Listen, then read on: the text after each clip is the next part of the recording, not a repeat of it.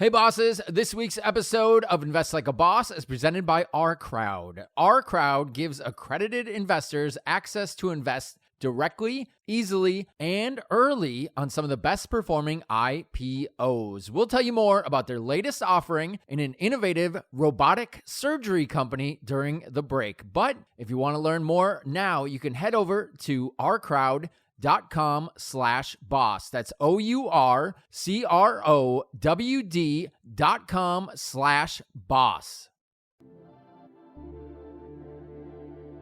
Hey bosses, as you know, these quarterly updates are now Patreon only exclusives. Thank you so much for all the Patreons for supporting the show and for basically letting us continue to produce as many episodes as we do every single month. This is a preview of the first part of the Patreon exclusive. If you want to see the rest of the video, actually you want to watch the video and see Sam and I's screens and have us go through an entire update of everything we invested in, everything we sold, where we lost money, where we earned money, and what our future plans are, go to investlikeaboss.com and click on Patreon or click on support the show. Plans start as low as $5 and you'll have access to the quarterly update of this is Q4 2020 as well as all the other ones, and our buy sell notifications, all that good stuff.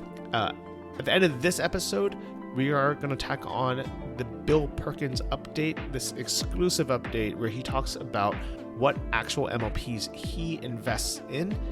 This went live about 2 weeks ago inside the Patreon group, so there's tons of things to benefit from. Take a look. It's at investlikeaboss.com. Click on Patreon and support the show.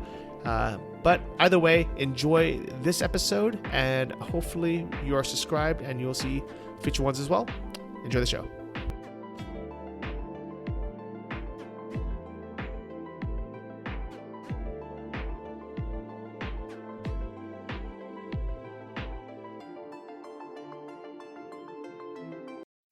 Welcome to the Invest Like a Boss podcast. I'm Sam Marks. And I'm Johnny FD. We're self-made entrepreneurs who invest our own money and use modern technology to invest like a boss. Join us each week for exclusive interviews with our network of modern investors, business owners, and multimillionaires to discover new ways to invest our hard-earned cash. Hey, what's up, bosses? What's up, Patreons? This is Johnny FD, and welcome to episode 159 of the Invest Like a Boss podcast. Sam, good to see you on video. How you doing, buddy? Yeah, man, good. You know what? You're in a robe, and I'm in a dress shirt. This is very odd attire for us. Normally, we're shirtless, and we're both in a nice hotel. It looks like. Yeah. Not anything new, I suppose. So let me show you guys around a bit. I don't know if you can see. Nice hotel, Johnny. You're stepping it up from your hostel life. Yeah, you know what? I've been staying here for about 2 weeks now. I booked this place for a month. Liked it so much. Great. This is so funny because this is a transition. This is a transition I see you going through now, where you're like, I'm cool with just living off whatever $1,500 a month, $800 a month, and then you go out on the yacht and start talking to Bill Perkins, and now I can see you're like, shit, chasing the superficial material life, the good life. Yeah, addicting. and you have a Ukrainian girlfriend who likes like nice things. You're just like, all right, I can afford it. Let me enjoy life a bit. I might die any day now. I might get hit by a bus. That's right. Yeah. It's good to have someone push you along a little bit. You can always go back and retire into a much more simple version of yourself, right? At any point. Yeah, so. That is true. And I had my first sip of alcohol last week as well. And last night, second sip last night. That's funny. I'm actually trying to practice Sober October right now. But what I've come to realize is that Sober October just means mostly sober.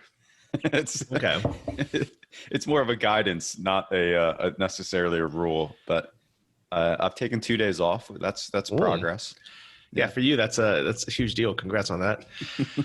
Okay, so guys, in today's episode, we're going to be going over our quarterly updates, both with travel, lifestyle, goals, and most importantly, investing, what we bought, what we sold, and there's going to be a lot in there. And at the end of the episode, we're going to tack on the exclusive follow-up interview that I did with Bill Perkins after talking about MLPs, and that's going to be kind of available for everyone when this comes out. But actually, if you're a Patreon, which you are if you're watching this video, that actually came out 2 weeks ago as soon as I filmed it, just so you guys can get in early on that. So before we kind of dive into all the investing stuff, Sam, where in the world are you? Are you in Mexico? I just got back from Mexico. So I'm in Greenville, South Carolina. Nice. I'm self-quarantining at a hotel here, just because I'm about to go see family and my girlfriend, and I thought it'd be respectful. So I got the COVID test. They're fast now. They're like, you can get rapid tests. They're like 10 minutes. The one I got was 1 day. So it was negative, but I just got back from Mexico. It's free. Really? Like every CVS and Walgreens do them now. It's like $50. Okay. But pretty much if you look up wherever you're at and you just Google free COVID testing, most places I've found they'll do it like every third day at like a church or something. They'll have some institution come in and do the free one. So I found a free one. Okay. Nice. So and how many value? Yeah, that's good value. How many days are you quarantining for it in your hotel? 3 days. 3 days. Oh, I didn't need to, but honestly, to be honest, it's way nicer here than in my Charlotte apartment or I'm basically living in hotels full time right now until I get moved into the house. So I'm actually living in the hotel full time now, but it's been nice not moving around. Yeah, but you don't own 8 properties, Johnny. It's pathetic what I'm doing. I own 8 properties. I have access to 0 of them. So I own 8 properties. I am renting a place. And now I'm living in hotels full time. It's an extravagant waste of money. It sounds like it. So did John Mcafee finally move out of your Barcelona apartment? Yeah, what happened with that? He just got nailed for tax evasion, right? And I think he got arrested. Yeah, in Spain. So it just goes to show you, man. I mean, you flick your nose up at the authorities for that long. They'll come at you. List. Yeah, I mean, with taxes, the IRS, you can get away with it for a while, but they will come after you, and they have, pretty much unlimited time. I mean, I think technically it's like 10 or 13 years, but I think they can always go after you. Oh yeah. Well, it stings. Like I just got my tax bill, right? Okay. Have you paid your taxes for 2019 yet? Yeah, I paid it like 6 months ago. You realize it's like October, right? Yeah, no, I always file extension because I have shit coming in from all these random places that take time to get, a lot of my statements I didn't get till like a month or 2 ago. So I always file an extension. But I pay usually an estimated payment like 4 or 5 months ago, 6 months ago. My total tax this year, and it wasn't any capital gains. It was all on earned income, like not earned, but ordinary dividend, interest, stuff like that. $122,000 of tax. And I was like, I just got that bill. I'm like, I don't have like $122,000 in cash. So I literally have to go sell shit to pay my tax. And it stings, right? Because I mean, first off, it never feels like you're making that much money, especially when it's not a big capital gain, right? It's, and then like I'm in Mexico and you meet all these people that are like, oh, I don't pay taxes. Yeah. Like this one dude is probably 65 and he's like, I've never paid taxes. He's like, I was 24 and they kept sending me all these, IRS kept sending me all these threatening letters, and I called them and I'm like, why are you guys sending me these letters? He's like, well, you haven't filed your taxes. You're not paying your taxes, blah, blah, blah. You're delinquent. And he goes, it's because I don't have a job. They're like, you don't have a job. How are you living? He's like, I'm living with my girlfriend. She's fully supporting me. And the IRS goes, oh, that's really nice of her. He's like, yeah, I think so as well. They go, all right, well, once you get a job, just make sure you file and, we'll stop sending you letters for now. Yeah. And another 30 years go by, he hasn't paid. But I mentioned this to my accountant. I'm like, such bullshit. Like, I'm doing everything by the book. I'm paying on all these complex foreign structures that, frankly, I know a lot of people don't pay. And he's basically like, yeah, at some point they're all going to get nailed. Or you're the guy that only has, 50,000 in net assets. And like, yeah, they're probably never going to go after you, but you want to take that road and like hide in Mexico and do shit the illegal way, right? And that's what these guys are doing down there. So yeah, for some people that is a good life, a good choice, but I would say you're in a better position. Did you qualify for the foreign earned income exclusion this year? No, because I don't have any earned income this year, and also I've been in the States the entire year. But next year, it looks like I will, and that's that's a bit. I mean, basically, all of my tax came from most of my tax is from actually the Maple Tree REITs in Singapore, and I've got like a $600,000 gain on those over the course of 4 or 5 years, and because it's a REIT, Johnny, right? So it's like. If it was a US based REIT, it would not be gains until you sold it, right? Just like any other stock. But because it's a foreign asset, it's considered like a PFIC.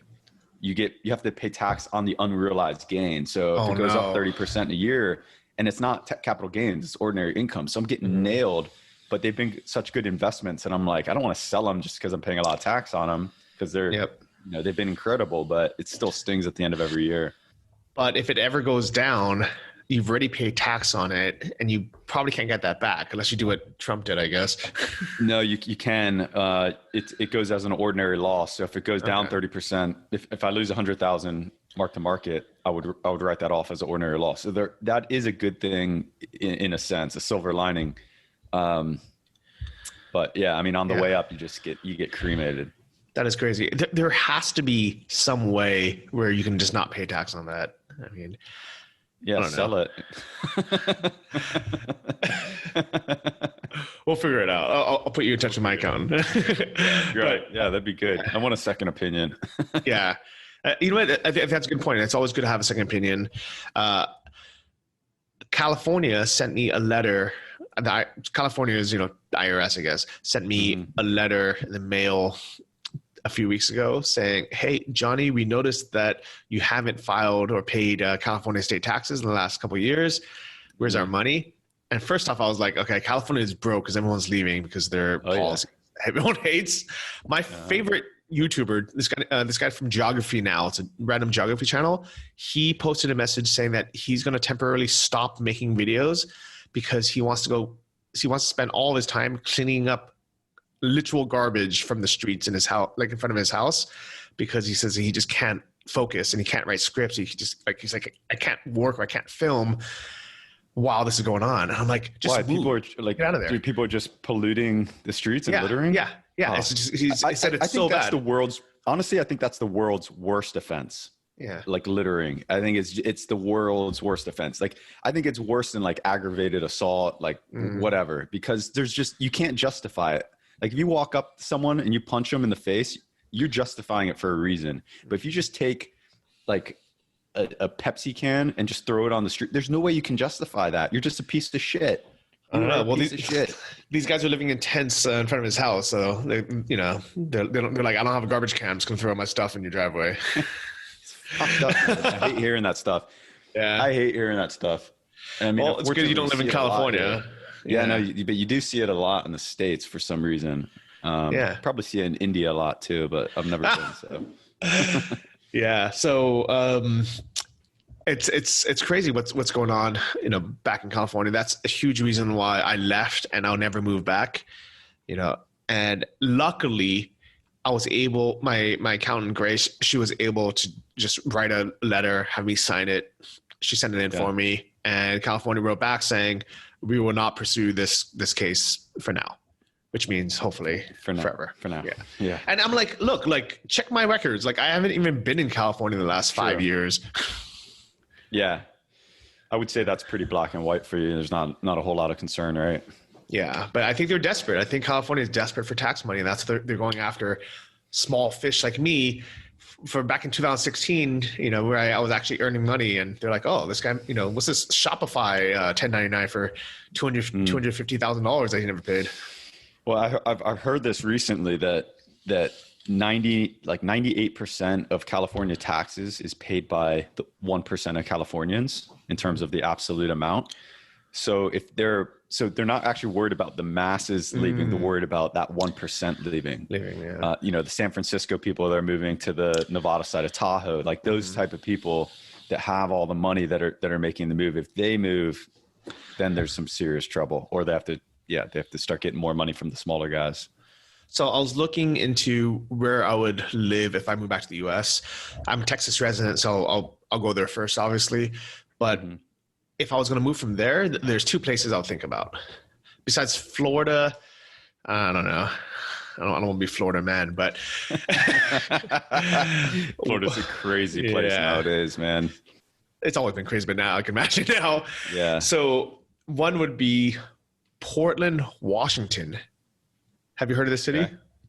No, Washington's pretty okay. So it's actually I think it's Portland, Washington. It's on the border of Seattle and Oregon.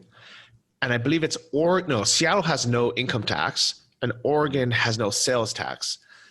So if you live on the border, you can technically earn all your money, income tax free, and then go across the border. It takes 20 minutes and do all your shopping. And then you can save on sales tax. Yeah, that makes sense. Yeah. So that's number one. The second would be Tennessee. I don't know if Nashville or somewhere else. Good. They as of I think next year, they're going to be the 9th tax-free state, completely tax-free. Yeah. Tennessee's going to blow up. Yep. It's going to blow up. I was just over there like 2 weeks ago, right before Mexico. And the guy there that's living there, he's like, that's kind of news, but we've never had tax here. Like no people just, no one really pays tax. State doesn't enforce shit. And it's Tennessee's a cool place. Like, yeah, it's got great culture, and tons of recreation, like all types of recreation, surrounded by pretty cool states in the Appalachians. You got the Appalachian Trail that runs right through it. It's pretty sick. I like Tennessee a lot. Good location in the Southeast, Yeah, I like it. So Sam, I guess that's our travel and kind of life tax avoidance updates. Not me, just Johnny. Yeah. I am paying my taxes, just to let you know. This year I paid $4,500 in tax. That's ridiculous. Yeah. But ridiculous. It's because I'm overseas. You get helped out so much by the foreign earned income exclusion. That's like, that's a huge part of it. That's the big one. Yeah. And the second is just having everything basically be a business expense. Like, I would plan my travels around the conferences, around, stuff like that. But this year's a little bit different. This year, basically 12 months of Sri Lanka. I just got done doing a 2-week paid trip by the Sri Lankan Tourism Board. 4 and 5-star hotels, all for free food, free transport for 2 entire weeks. And I'm making money from the YouTube channel now. So it's kind of like a double whammy. You're starting to look a little Sri Lankan. I got to be honest. Yeah. Or maybe more Genghis Khanish, more Mongolian. Yeah. Nice. So what's big on your quarter for the finances and investment? You're making more money now, it seems like. No. So actually I'm actually not making more money. I think I've really taken the Bill Perkins approach to heart, where I've decided, I'm getting closer to, this big, 1 million goal, but I don't know if it's going to happen anytime soon. Like I think it could have happened if I took bigger risks, even like beginning this year during the kind of beginning of the pandemic. If I just put everything, into stocks, I might actually be a millionaire today. But nobody knew that was going to happen. Everybody was holding cash, and I think it was a prudent thing to do. So instead of kicking myself in the butt about it, I had decided, you know what? I'd rather just go slow and steady. I'll hit it eventually. If I don't, it's not going to change anything. So what I started doing is I started actually spending more money. That's why I'm staying in a hotel for a month. It's still not that expensive. It's $1,500 or $1,600 for the month, but that's 3 times as much as I would normally spend. But I just figure, like, where else in the world am I gonna be able to stay in a true 4-star hotel with the infinity pool on the roof and a sick gym and a jacuzzi and steam room and like amazing breakfast for $1,500 a month. Like, you can't do that in the US. You can do it for like 3 days in the US. Yeah. So I figured, let me just spend some money, enjoy myself, and let it either not grow, hopefully not dwindle, but not grow. So this quarter, kind of big things I did. Wish you were in early on some of the best performing IPOs of 2019 and 2020. Our crowd investors were, and now you can join them in what's next. With our crowd, accredited investors have access to invest directly, easily, and most importantly, early. Our crowd investors have benefited from our crowd companies IPOing like Beyond Meat, or even being bought by companies like Intel, Nike, Microsoft, and Oracle. Our crowd has closed investments on over 200 companies, of which dozens of those have made exits. Today, you can join our crowd's investment in Memic. Memic explains that their tiny robotics allow surgeons to be less invasive and safely perform gynecological surgeries so women can heal faster and have less scarring. Memic is a much-needed innovation in the rapidly growing multi-billion-dollar robotic surgery market. You can get in early on Memic and other unique opportunities right now at ourcrowd.com/boss. If you're interested in investing, you got to sign up now. It's ourcrowd.com/boss. ourcrowd.com/boss to sign up for your free account now. Thanks for listening, guys. I hope you enjoyed the preview of this Q4 update. Sam and I go into all of our investments, what we bought and we sold, in the full 1 hour plus video share, and you can see us basically log into our accounts. You can see our dashboards. Everything's in there. Sam's made some big changes this quarter, as did I. So if you want to watch and listen to the entire episode, go to investlikeaboss.com, click on Patreon, or click on support the show. Sign up for as low as $5 a month, and you get access to this full episode, as well as all the quarterly updates and all the other exclusive content in there. And you're supporting the show. So if you enjoy the show, you're getting a lot out of it, please consider subscribing and being a Patreon. We really appreciate it. Stay tuned for Bill Perkins' follow-up episode right now.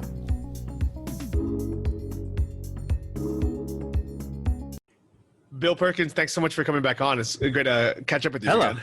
Yeah, it's good to be back, Yeah. So it looks like you're on a boat right now. Where are you? Yeah, I'm on a boat. I'm docked right now. We are here. We're kind of docked. Got the nets down, everything, hanging out. We're in Yacht Haven Grand in the Virgin Islands. Nice. Just had to run a few errands down here and then go cruising. That's fantastic. So actually, since I spoke to you, I think just about a month ago, your book, Die With Zero, inspired me to go with my girlfriend on a super yacht for a night. And we had like the best experience of our lives. Yeah. Nice. Did you enjoy it? It was amazing. It was incredible. I mean, it was only one night, but it was like a taste. No matter how much you say how great it's going to be, you can't oversell it. You can't oversell it, because once you're on there, it's just amazing, So I'm like, I always thought I would have to either have the net worth of $100 million to be able to afford one of these yachts myself, or I'd have to, be 70 years old and start, kind of blowing money. But it turns out it's not that expensive. It's not that outrageous to rent a Ferrari for a day, or rent a Lamborghini, or, charter a yacht, or especially charter, to go on a shared yacht for a day and split it with 6 people. Yeah. Not only, the first thing is that you got to identify what you want, but then you'll start the optimization of the optimization, right? Like, you're finding out, oh, wow, it's not as expensive as I thought, right? Like, you had this experience. Once you've identified the experience, or maybe you were just like, didn't really take it too seriously, you didn't really investigate the cost or how to chop it up or bring it with friends, etc. And if you were like solely focused on it, you probably find the best yacht deals, whatever, like for free, like virtually free, like guys that are hunting airline fares out, right? And rebates and $25 tickets and stuff like that. So you can have a secondary optimization. One is the optimization of what do you want and when you want to have that experience. And then that's the first one. And then the second one would be cost optimization, But it all takes being off autopilot and attacking the problem. Yeah, definitely agree. So I am curious, these yachts that I see you and Dan Blazarian on, do one of you own that yacht? Who's paying for it? well, the last one I paid for that I rented them. I am not yet in the own yacht category. What level of wealth, because they cost. It's not even the purchase price. It's the annual maintenance. It's like the annual taking care of one of these super yachts is ludicrous. So you have to factor that in your ownership. So even if they give it to you for free, it's like, oh, it costs $5 million a year to run. It's like it's gone, you know.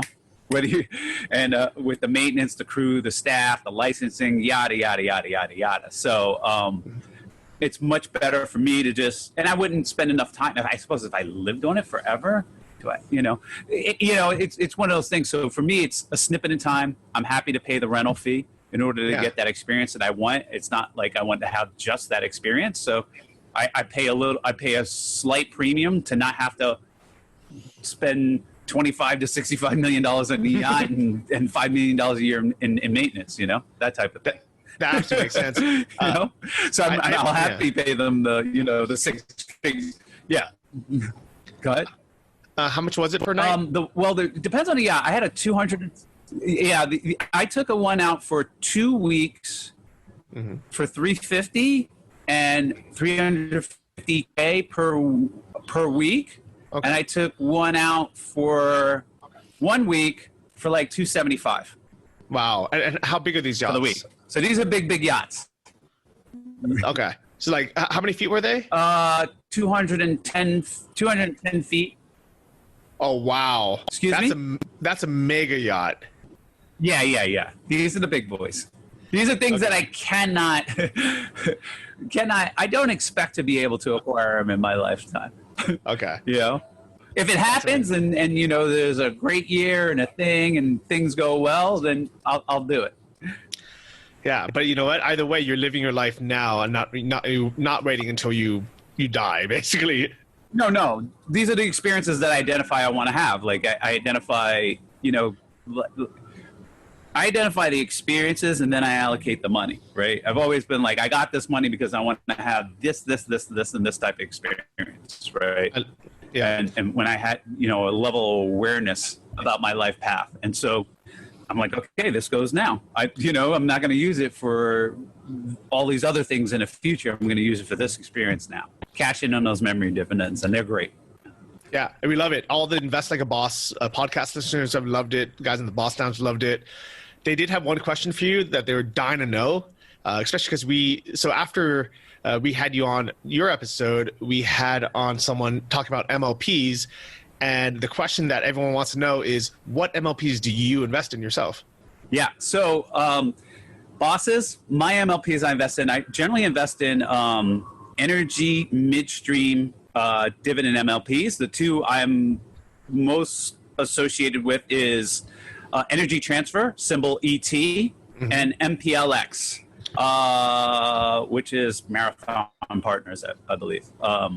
The main reason why, especially Energy Transfer, it's been beaten down with this crude price debacle, and they have a slightly higher debt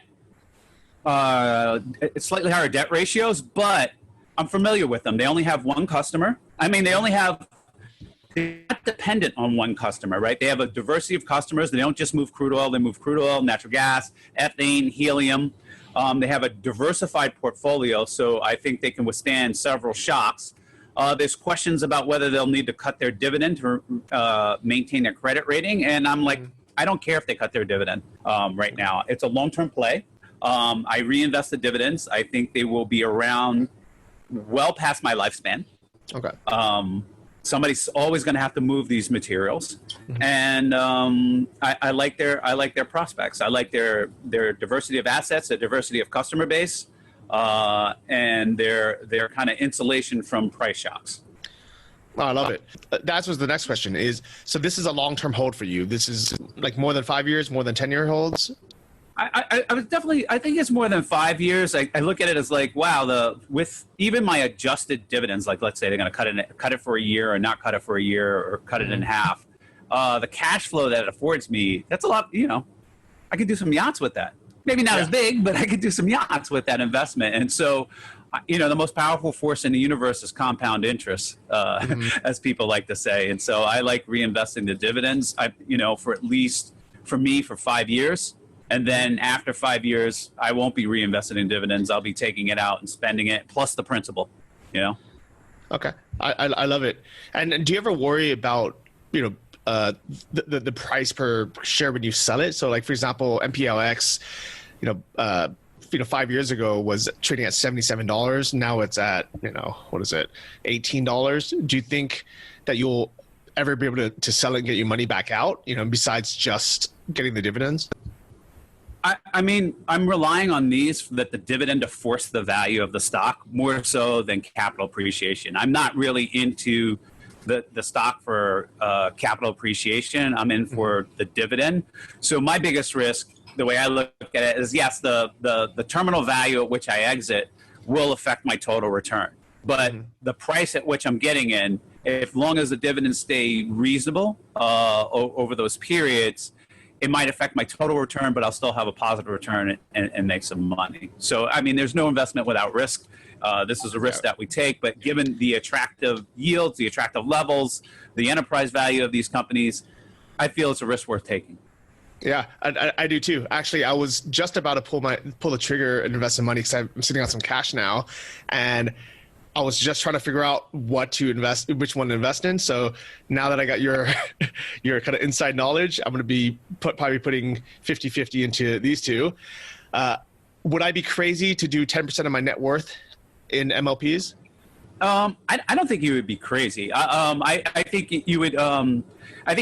I'm a little bit on the crazier side because I'm heavily concentrated in energy, which has its unique risks, right? Lawsuits over pipelines, delayed projects, and stuff like that. Those are the risk things. And if you have a Seeking Alpha account, you can go in and see all the articles that do, very smart guys that do deep dives in different segments to give you a better risk profile. But I'm heavily concentrated in midstream oil and gas in the energy sector. And I would say that if you were going to do MLPs to put 10% of your net worth, I don't think that's crazy. I would just not completely go to one sector such as I have, right? Like I would maybe look at some farming or land or minerals or other MLP structures that are out there. Okay. But you love energy, and I love what you're doing. I'm gonna. Yeah, I'm in. Yeah. Yeah. I'm in energy, and I'm a wild child, right? Yeah. I think there's a gambling term for this. Yeah. Like I'm riding on your bet. I'm like, okay, this guy's put in $8 million on. I'll put 80,000 in on top of his bet. I was gonna ride his coattails. Yeah. I mean, for me, there's a saying. It's kind of a weird saying, and it's almost arrogant in a way. But it's like, I wasn't put on this earth to make 4%.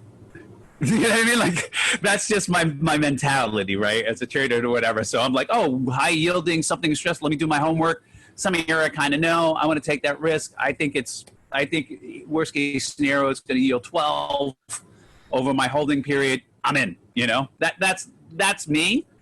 Given where my biological age is, and my net worth, et cetera, it's acceptable risk for me. Yeah. I love it. So, it sounds like you're living a good life. You made some good investing decisions, so I'm happy to ride on your coattails.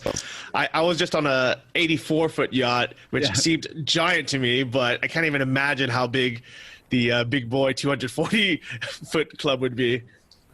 Yeah, it's like your own personal floating hotel. It's a great experience. Even the 84-foot yachts. I mean, quite honestly, being on the water is a great experience, and having catering on the water and being able to travel like that is a great experience. I guess that's why certain people love cruising with a bunch of people. I love smaller, more intimate, but either way, there's some joy and great experience you can have being on the water. So I highly recommend it. I love it. Bill, I hope I get to sail with you one day or hang out with you one day somewhere in the world. You've been awesome. Thanks so much for all your advice and for coming back on the show. Thanks for having me. Appreciate it. Have a great day. See ya. Enjoy the water. Thanks for listening to the Invest Like a Boss podcast. Join our mailing list at investlikeaboss.com to get exclusive access to our insider investment portfolios and our private members forum. If you enjoyed this episode, please subscribe on iTunes or your favorite podcast app. Tell your friends and leave us a review in the iTunes store. It helps more than you know. See you guys next week.